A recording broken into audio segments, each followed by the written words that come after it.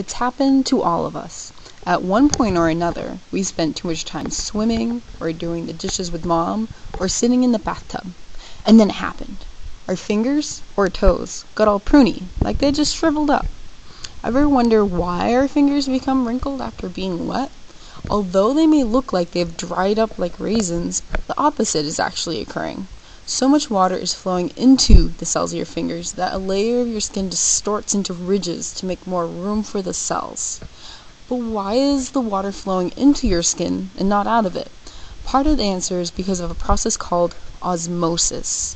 In osmosis, water flows from where there is a low concentration of dissolved substances to where there is a high concentration of dissolved substances.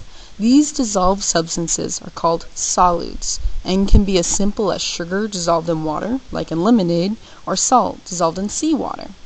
In our diagram, there is a higher concentration, or relative amount, of solutes on the left side of the beaker and a lower concentration of solutes on the right side.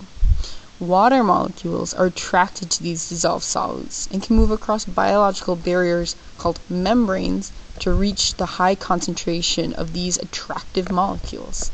Membranes are barriers that have holes big enough for water to pass through, but not big dissolved solutes, such as salt. Water will flow into your cells until the ratio of solutes to water is equal both inside and outside the cell. But what about our hands? Are there sugars or salts or solutes dissolved in them? As a matter of fact, there are. The outermost layer of our skin is composed of cells that are dead and contain lots of protein called keratin.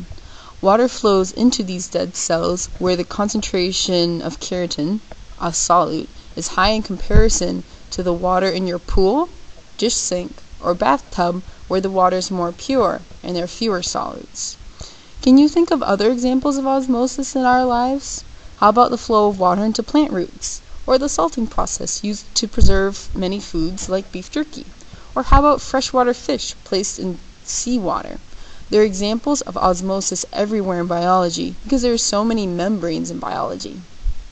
So there you have it.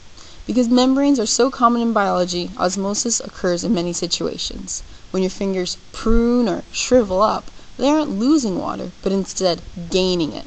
Water is flowing across the membranes of your cells toward the high number of solutes because of osmosis, and inflating your cells so that they need more room and have to wrinkle to get it.